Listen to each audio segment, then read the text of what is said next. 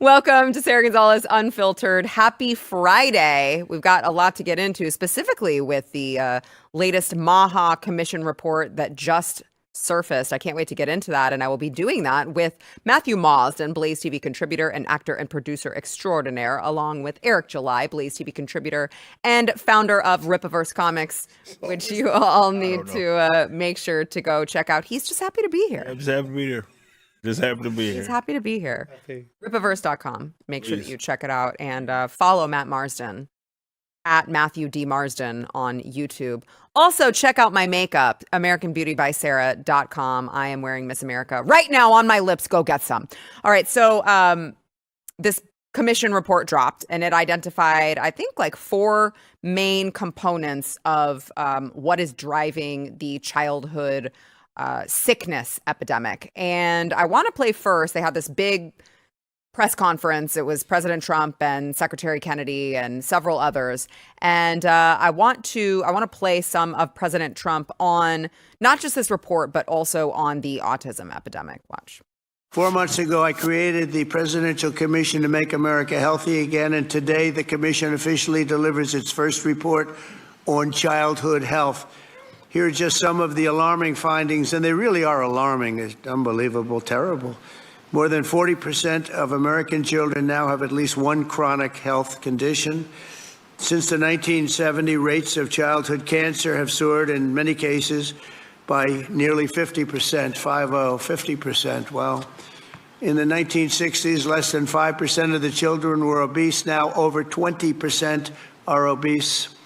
A few decades ago, 1 in 1, think of this one. This is, to me, the one that gets me every time, and it seems to be getting worse. Just a few decades ago, 1 in 10,000 children had autism. Today, it's 1 in 31. Last time I heard the number is 1 in 34, right? Now it's 1 in 31. There's something wrong, and we will not stop until we defeat the chronic disease epidemic in America. We're going to get it done. For the first time ever, this report examines some of the root causes that many believe are making our children sicker and our population sicker, I guess. It just doesn't stop with the children. It's our population also, such as the ultra-processed foods, over-medicalization and over-prescription and widespread exposure to potentially toxic chemicals. Unlike other administrations, we will not be silenced or intimidated by the corporate lobbyists or special interests. And I want this group to do what they have to do. So the 4 main drivers identified were, you heard some of them there, ultra-processed foods. So according to the MAHA Commission report, nearly 70% of children's calories come from ultra-processed foods. Of course, you would expect that it would contribute to obesity, diabetes, nutrient deficiencies, and other issues. And then you have chemical exposure is another one.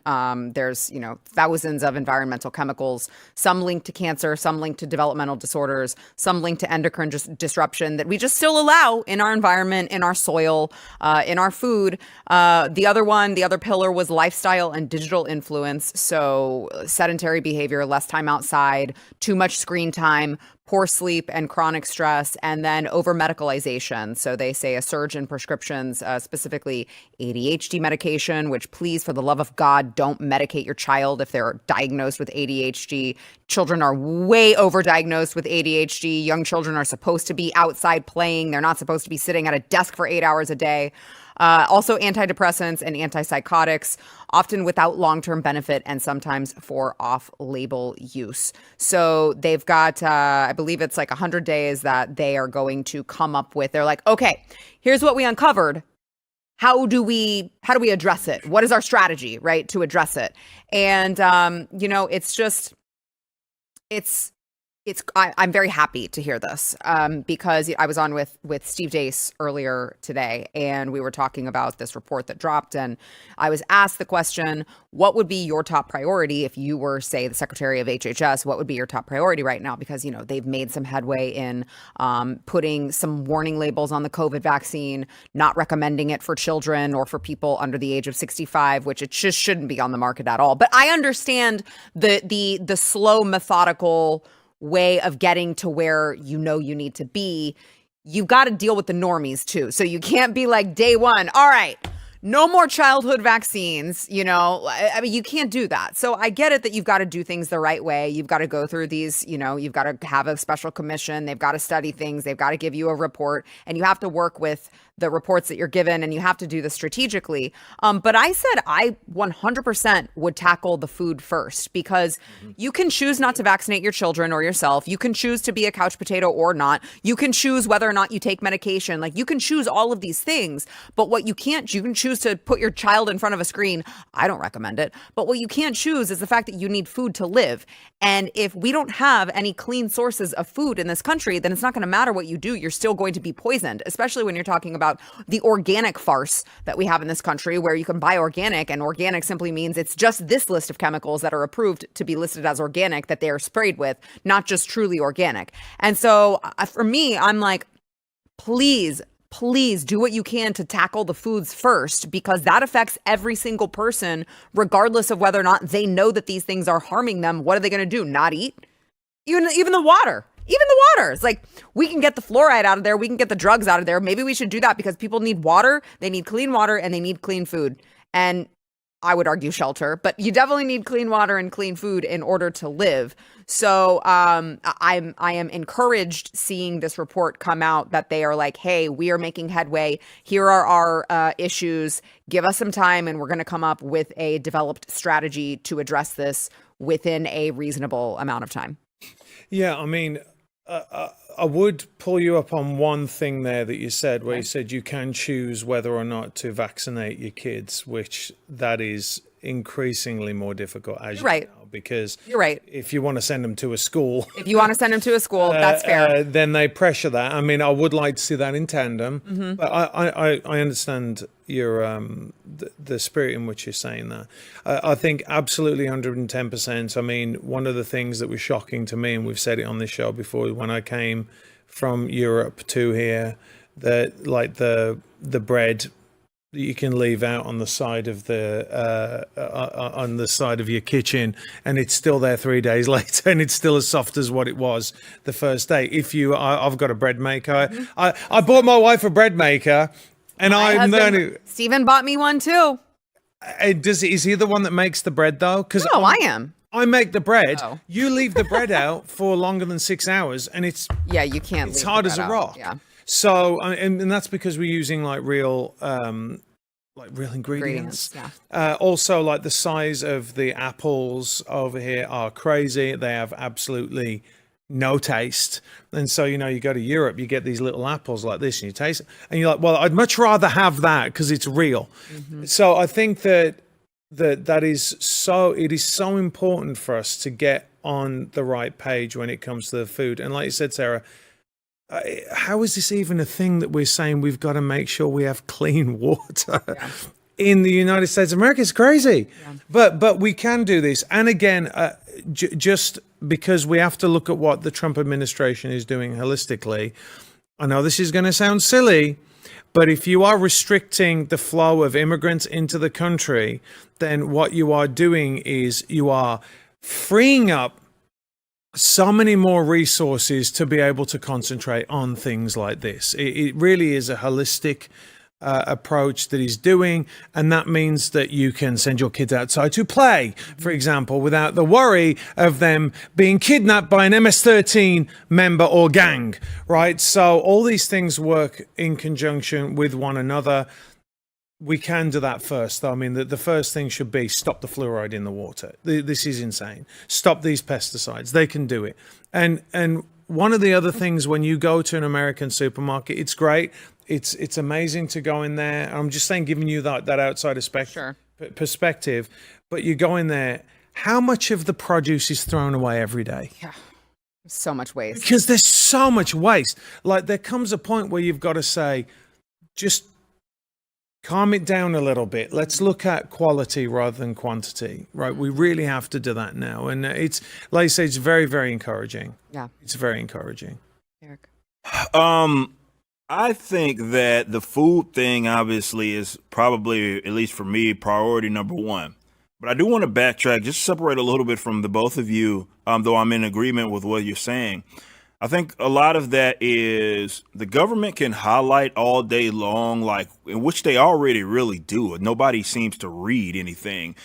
You pick up, I was watching this young lady talk about this the other day. You can pick up, I'm not going to pick up this item because I don't want people to think I'm promoting something. Oh, yeah. But you can look on you can look on, yeah, it shouldn't be. You can look on the back and it has all these health facts, and that's pretty much with just about anything that you already buy. Everybody know, I'm sorry, I have to swear, that most of what you're you're sort of intaking is shit. Mm-hmm. It is terrible for you, yet people still go out there and consume it.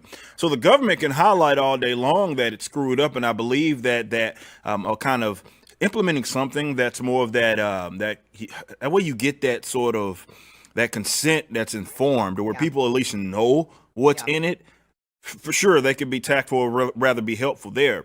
But ultimately, this is a cultural problem that really plagues the America, and the government isn't going to be the one to fix it. The sham that has unfortunately tricked people into believing just because it's fast, it's more affordable, is a load of bullcrap. There are a lot of people, especially my age and younger, that are under this moronic belief that going to McDonald's and ordering off of their dollar, well, it's not even a dollar menu anymore. It's like a $2, $3 menu or whatever it is somehow cheaper than cooking. And it's not. No. That's a lie. Yeah. That's hogwash. You can absolutely eat far more healthier. There may be a little more work involved in going to get something that. Also, it might be a filet mignon. Yeah. But it's going to be cheaper and it's going to be healthier. It's going to be cheaper ultimately, and it's going to be much, much healthier than you going to get some sort of like fast food.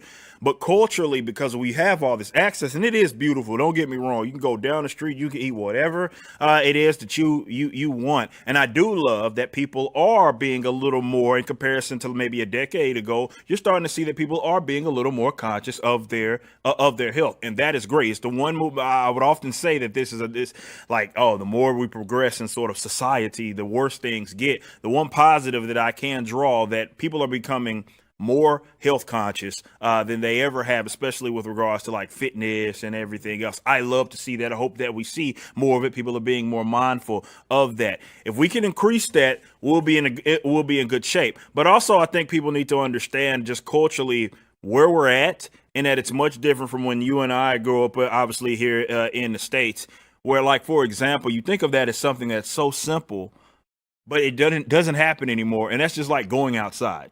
Right? Yeah. And how much calories you're burning as a youngster running up and down. I was thinking about this the other day, and like how much I was just running around. Me and my bros, we'd be on our bikes and we're going on like these crazy adventures in hills. I'm like, dang, that's why we were so like in shape and athletic, like, because we were just running around. You were playing. Yeah, we're playing. You don't realize it. You don't realize it, but now obviously being more conscious of health, you know what, calories in, calories out. Kids are not doing that anymore, like, at all. Right. And some of it's for good reason, because it's like some crazy people out there. I don't know if I want my child to be out there as well. And then you have the other side of it where people are just glued to their screens, or these youngsters are just glued to the screen. And that's the other cultural problem. The last thing that I wanted to admit, for the love of God, parents, please be parents. Yeah. Stop. Like, be parents. Why do you go through the trouble? Children are way too expensive for you to just farm your parenting out to a screen. You're just like, you don't want to be a parent. So it's like, hey, here's this. Look at it and shut up and get out of my way. So they can go do whatever they want. And then but that's like, you're hurting your child's development there.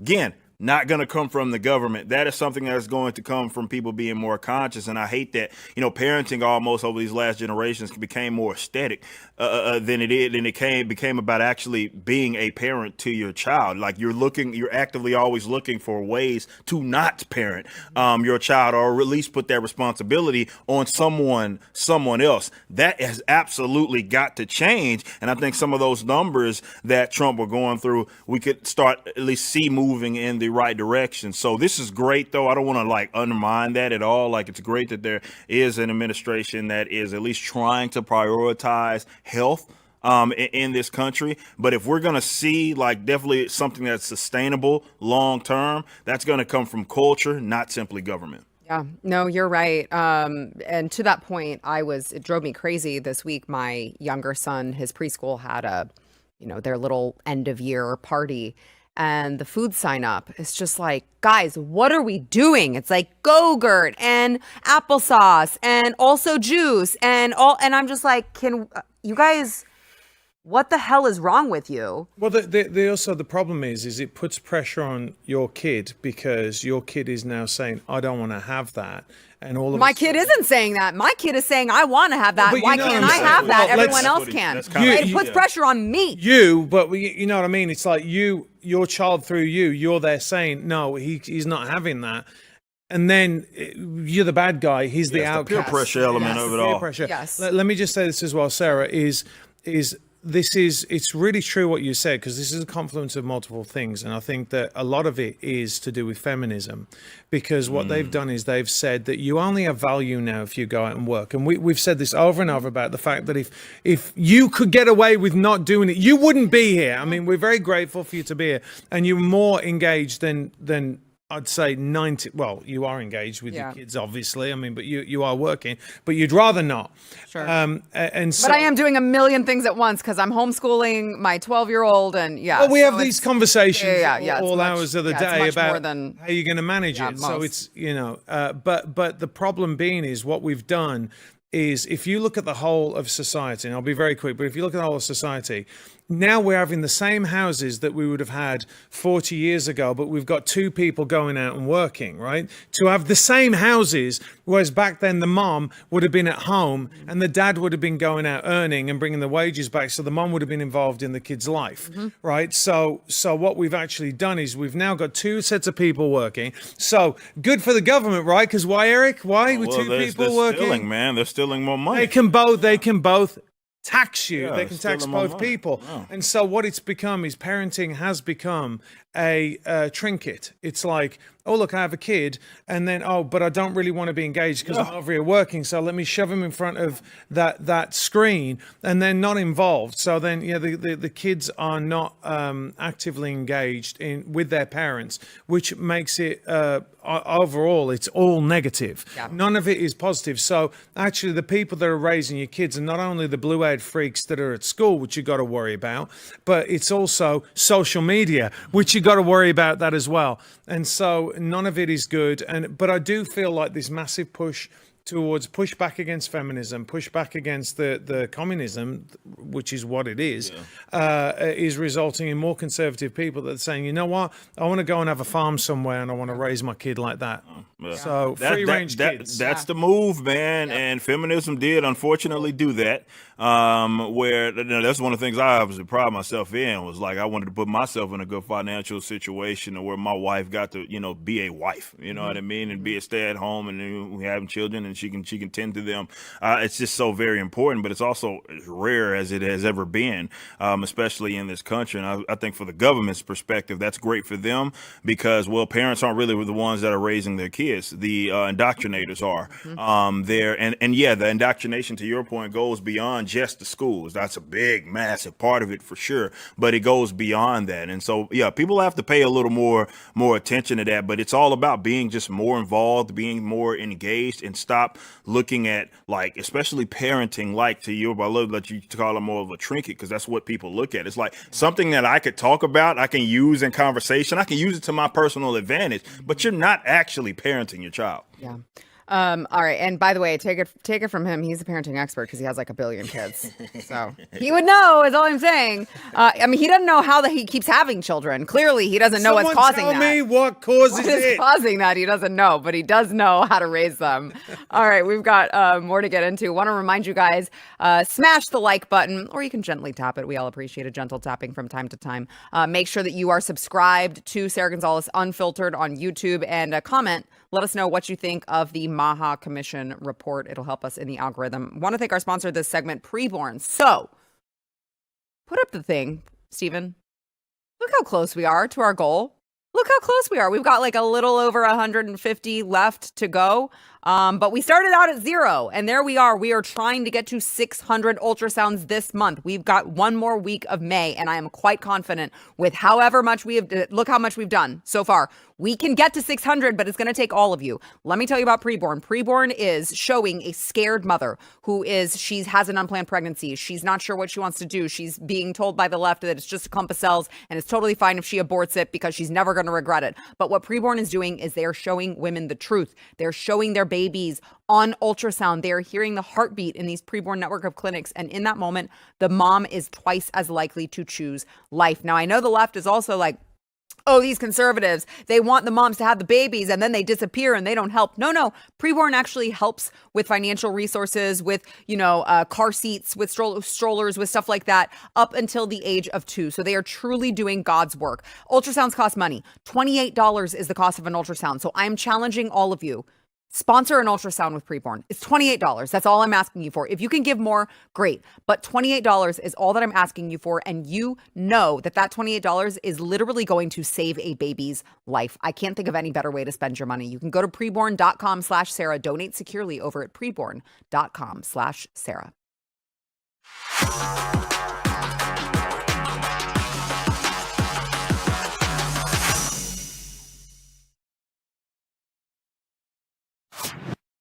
Well, Jake Tapper is still making the rounds, trying to act as if he was just as surprised as anyone else that Joe Biden had cognitive decline. In fact, so surprised that he has this book that he's releasing and making money off of this book that he promises he didn't know and cover it up and help cover up like one of the most egregious, disgusting criminal cover-ups of all time in this entire country. And so you have Jake Tapper, who within this publicity tour, he decided that while he was being asked about Joe Biden's cover-up and Joe Biden's scandal and Joe Biden's cognitive decline, he was like, well, what about Trump? We don't know. Maybe Trump should be more forthright, because what if Trump has cognitive decline too? Watch. Interesting. How has writing this important book, Investigating the Biden Presidency, Jake, informed you about how to cover the current president? Well, I just think in general, not Trump specific, but in general, I think that the press corps, and I'm certainly including myself, needs to worry less about politeness when it comes to these health issues. Yeah, they were always polite. Needs to be even more aggressive when it comes to demanding transparency on health issues when it comes to the president. President Trump, while he appears healthy, he has not been transparent about his health records. And I think that that's something that the American people have a right to. You want to add something? Yeah, I think, listen, this is not the first time this has happened. Woodrow Wilson, FDR, JFK all hid significant medical failings. Joe Biden was not totally transparent. It is going to happen again, inevitably, unless there is something forcing such disclosures. You mean like you guys not forcing anything? You mean like you guys completely covering up and calling us crazy right-wing conspiracy theorists for pointing out what we saw right in front of our very eyes? It is so hilarious. He's like, well, President Trump could be more transparent about his medical records, and he just isn't. Like, yes, he has had them readily available. They are all, it's a clean bill of health. He's got a physician to the president, Dr. Sean Barbarella, who said President Trump exhibits excellent cognitive and physical health and is fully fit to execute the duties of the commander-in-chief and health of state. And here's the thing. You can just watch him to know that that's true. Like, you can't, oh my gosh, he's performing, he's excelling on a world stage. He barely sleeps. He is flying around all over the place. He's typing out stuff on Truth Social at all hours of the night, and he's still... You know it's him. You know it's him. You know it's him, and he's like, he's meeting with the South African president. Like, why are you killing white people? There's no question that Donald Trump has displayed nothing but excelled cognitive abilities. And still, now the question from who's that gay guy? Was that Wolf Blitzer or Anderson Cooper? I legitimately don't remember. It was Wolf Blitzer. All right. Sorry. Well, I don't know if maybe you are gay. I don't know. I don't know these days.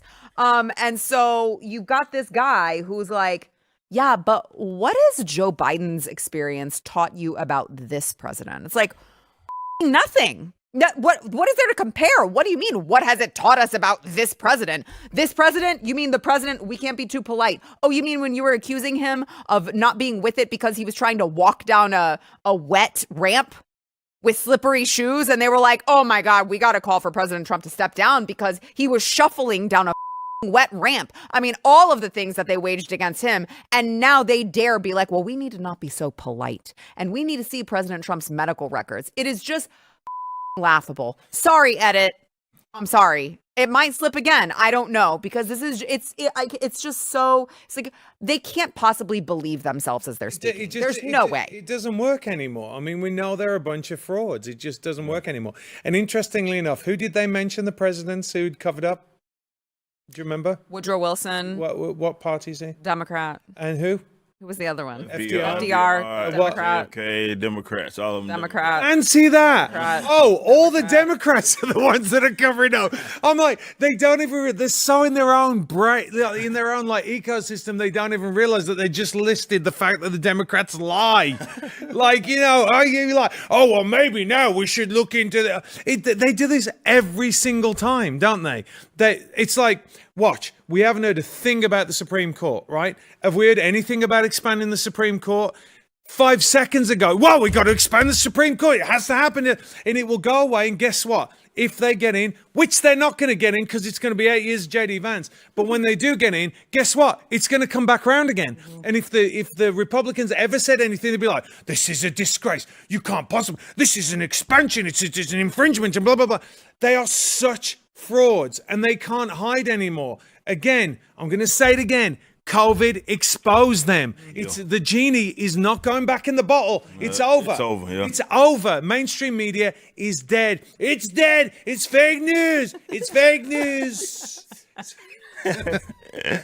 Oh man, no, they're cooked. Okay, and they know that, but they're flailing, and this is what they've historically been able to get away with, but they can't really do it to the degree that they were doing it before, and so they're now, as always, kind of shifting the blame. They got caught hand in the cookie jar, and it was a very bad cover up. Like, this wasn't just something like normal. Like, no, you had a guy that's supposed to be this most excellent. He's in the highest position of power, not just in this country, but really in the world, if you consider that the presidency. And he was not fit in any capacity, really, and he was on the decline. And anybody that had half a brain could see it. We all looked at it. Everybody knew he wasn't all there. It wasn't even just like comparing him to, like, you compare him to himself. Don't even compare him to Trump. Compare him to himself, right? He's been in politics forever, right? And you can say that is a different Joe Biden. It's not to say even when he was vice president, it's a different man. You are looking at someone, maybe quite literally. Some of those pictures, look, I wouldn't talk about that type of stuff on this program, right? But yeah, I would. And the name of the show is Sara Gonzales Unfiltered, so go ahead. Some questionable stuff out there, depending on what you believe. But no, seriously, it was a massive cover up. The Tappers of the world, seeing this, they were all a part of it. They were all in on this. Like, you guys are crazy. I can't remember who said it, but the term they used was vigor. When it was the doctor. Joe Biden's doctor. Right, explaining vigor. He's lying. He was lying. He was lying to each and every one of us. We all saw that, but they expected us because they got away with it in the past. There weren't all these alternatives. It wasn't just Blaze, all the independent media, all the people that could just, I don't know, flip up a stream on whatever social media site that they're on and call this for what it is. It was just all, for the most part, the legitimate information was funneled through them. So they had the ability to control the information and really control the narrative. That's over. Yeah. That said, their tactics haven't adjusted yet. Right. Right. So this is why we're looking at this like, you think we're all stupid? You think we're all stupid?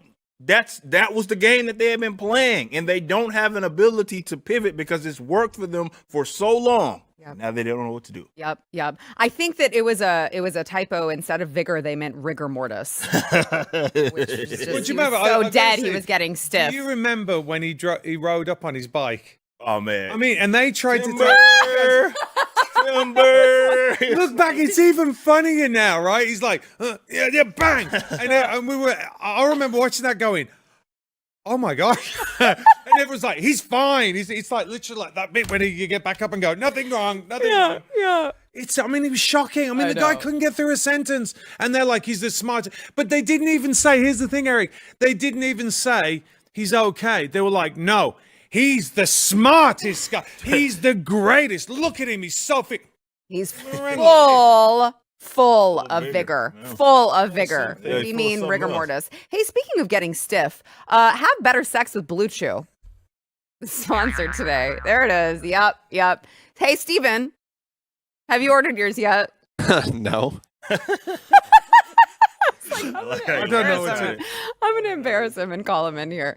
Okay, so listen, Blue Chew is, of course, chewable tablets for better sex. I love talking about this in front of these guys because they get so embarrassed that I'm talking about it. Yep. Just keep it. Yep. There it is. You're meant to be on our side, Steven. That's not Steven. That's not Steven. That's audio. Oh, yeah. So Blue Chew Max combines the ingredients of Viagra and Cialis in one chewable, and it acts fast and lasts. So I realize there are men with ED problems, and look, that is a problem, and you should take care of it with Blue Chew. But more importantly, Blue Chew wants you to know everyone wants to have a good time every once in a while. Don't let your sex life be vanilla, okay? Go get your first month of Blue Chew free. Great sex is a few clicks away over at bluechew.com. You're going to have a doctor. You're going to consult with them. They will make sure that you get set up with the right medication for you. And by the way, it's made in the USA, not from China, so you can trust it. No awkward conversations at the pharmacy, shipped directly to your door. Just try it. Spice up your life. Have a little fun, all right? Try your first month of Blue Chew free when you use promo code Sara. Just pay $5 shipping at bluechew.com. That is promo code Sara over at bluechew.com. Have fun.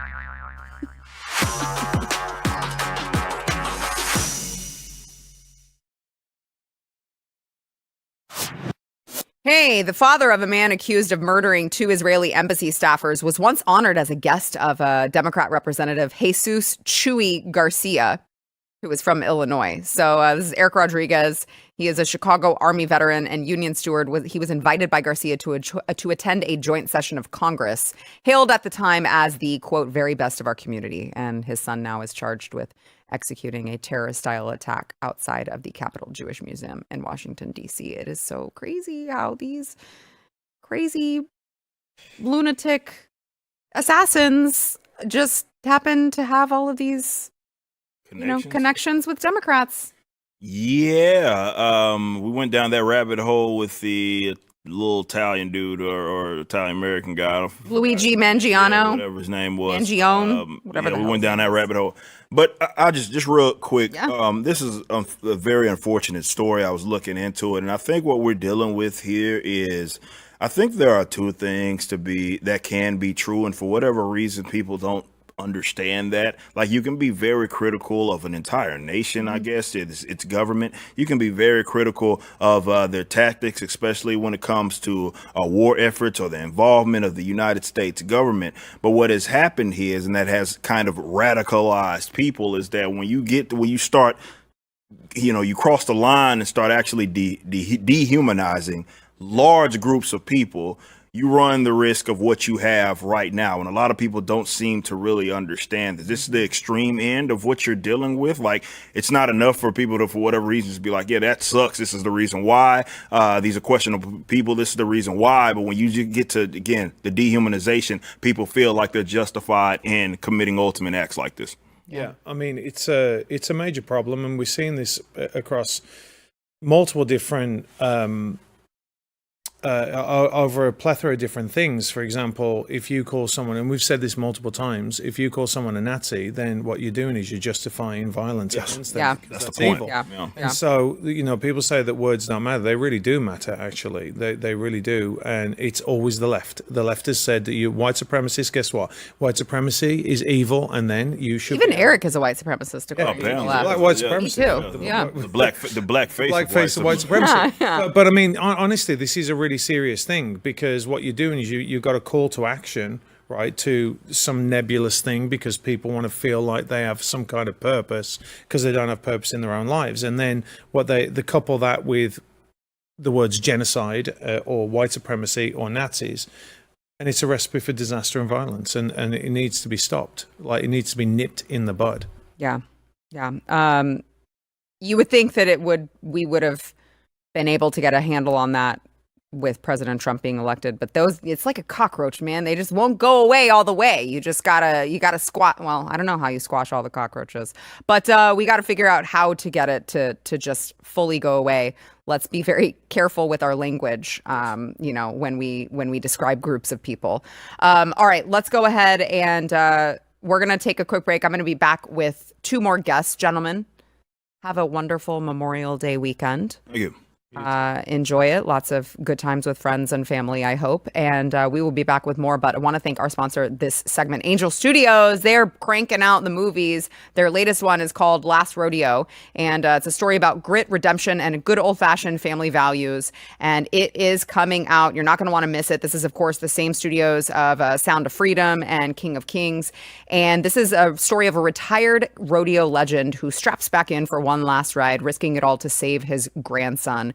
And it's raw, it's heartfelt, and it might just leave you tearing up under that cowboy hat of yours. So make sure to wear one at the theater so nobody sees you cry. Tickets are selling out. Make sure to go check them out. It is out today, May 23rd, angel.com/Sara. Go check out showtimes. Grab your seats for The Last Rodeo over at angel.com/Sara.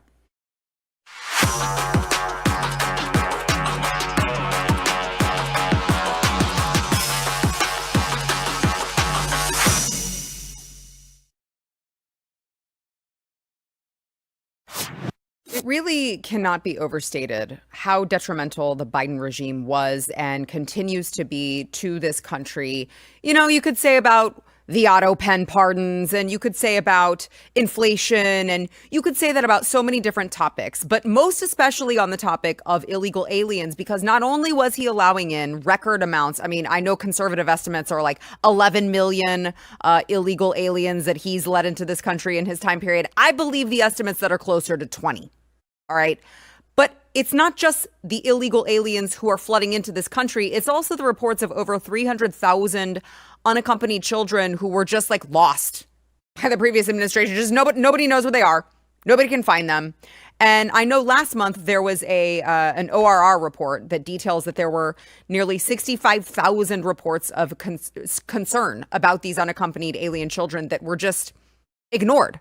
Just totally dismissed by the Biden administration. And I want to discuss the latest with all of these unaccompanied children. Because again, it's not their fault, guys. It's not their fault that they were brought here, that they were trafficked here, that they had coyotes come and dump them off with someone, I don't know who. But I want to discuss this with Allie Hopper. She is president of Guard Against Trafficking. And of course, Dr. Jarrod Sadulski. He is vice president of Guard Against Trafficking. You two have been just on the front lines of, focusing on solving this issue of human trafficking, specifically with these unaccompanied children. And I thank you for coming. Welcome to the show. But I want to... Yeah, thank you. I want to ask you guys, Dr. Sadulski, I'll start with you. What is the status of all of these unaccompanied, illegal children that have not been found, that were just lost, poof, like just vanished into thin air, according to the Biden administration? Has there been any headway made on them? Well, this shows the crisis that the Biden-Harris administration created. So since the inauguration, Homeland Security Investigations has conducted an investigation, a well-being check on 100,000 of the 324,000 children that were reported as unaccounted for. Out of that, they could only locate 5,000, which means 95,000 children are completely unaccounted for, and there's nowhere else to look. The information the Biden-Harris regime accepted from sponsors, it's been discovered that 70% of it was fraudulent. 70%? That's correct. So clearly, nobody in this administration was going back and double checking anything, vetting any of these people, any of the information to make sure that it was actually accurate. They just were like, here, sign this paper. I don't really care what you put on it. I'm not going to check it as long as there's the I's dotted and the T's crossed. I'm just going to let you take some random kid that may or may not be yours. Do I have that right?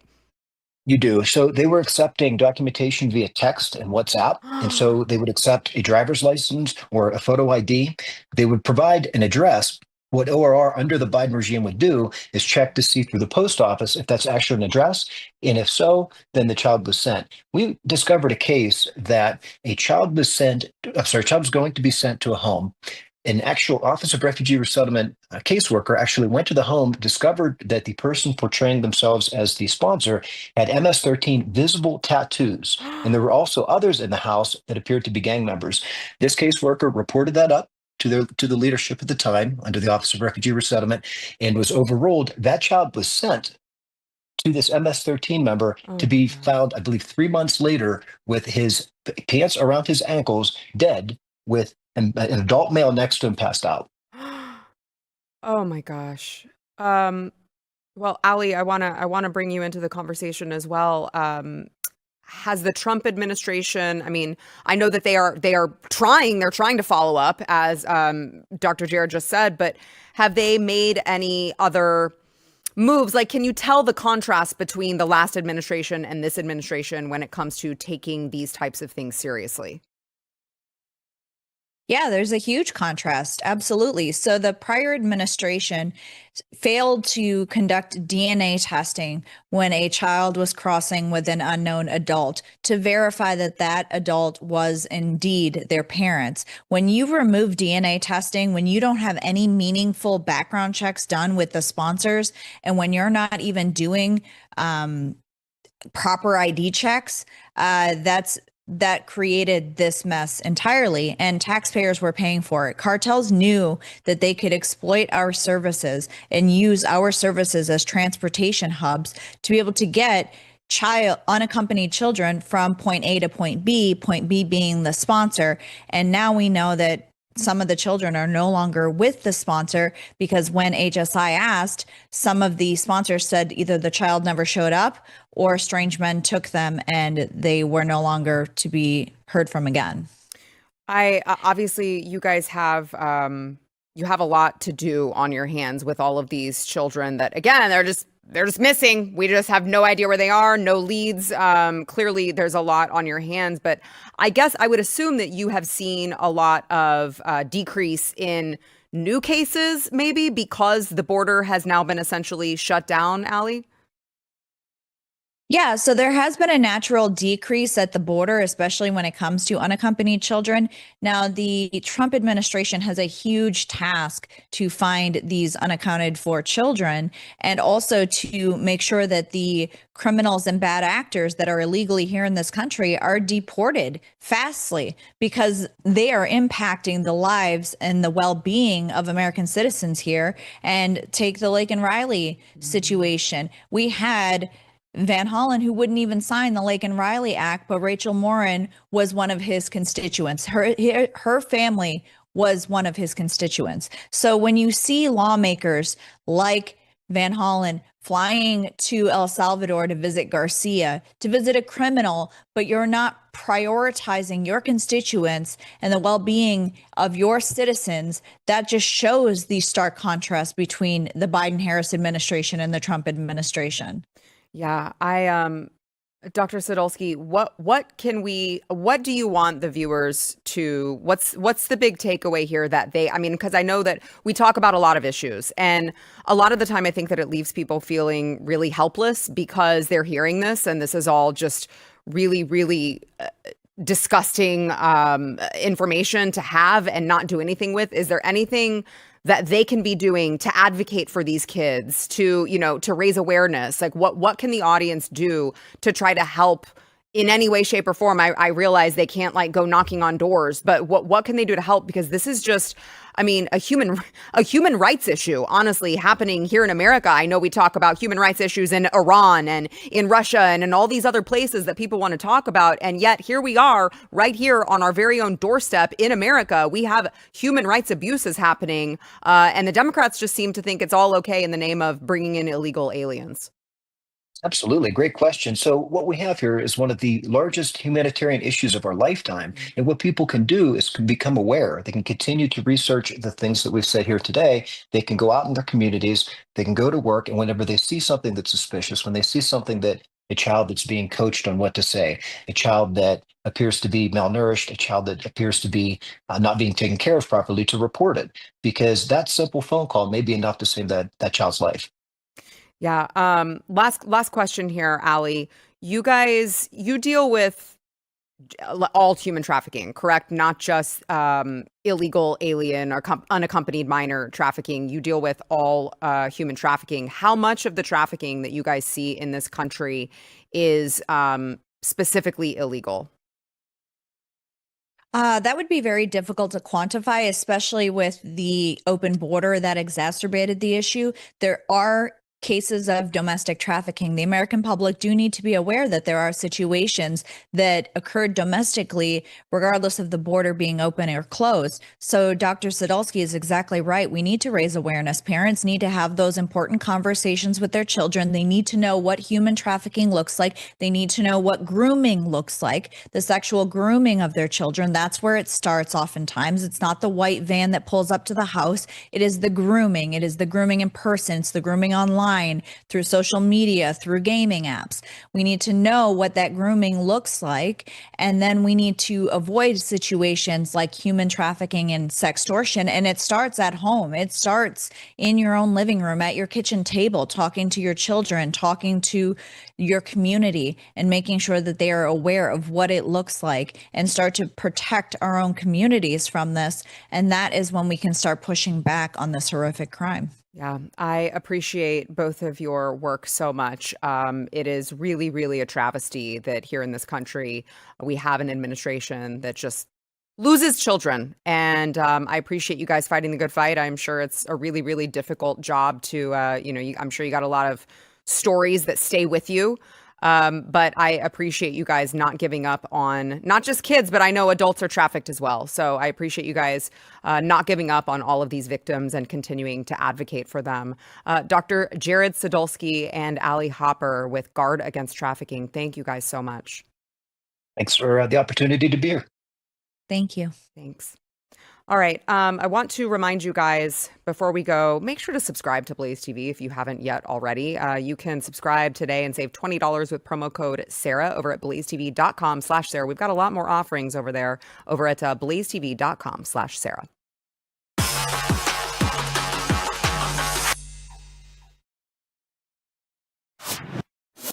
All right, Stephen, are we here Monday? We're not here Monday. It's Memorial Day, right? Yes, it's Memorial Day. Okay, so I would like for everyone to know that he is the boss. Put yourself back on screen, Stephen. He is the boss, and he's telling me I'm not allowed to come in on Memorial Day. Yes, the studio will be locked. Studio will be locked. I won't even be allowed. It's not my call, but I won't even be allowed in. If I use my key card, will it work? I don't know. Probably not. There's going to be no crew here. If I wanted to deliver you guys a show, I wouldn't be able to because I physically cannot get in the building and come turn the lights on. Well, I mean, I can get you set up at home if you want to. You think you're funny, don't you? No, not really. So happy Memorial Day weekend to everyone. I hope that everyone plans on taking a little bit of a breather. I know we are, and we are planning on being back Tuesday, so don't worry. In the meantime, make sure to check me out over at AmericanBeautyBySara.com. There's no H in that. It's just an unnecessary letter. Happy Memorial Day weekend. We'll see y'all Tuesday.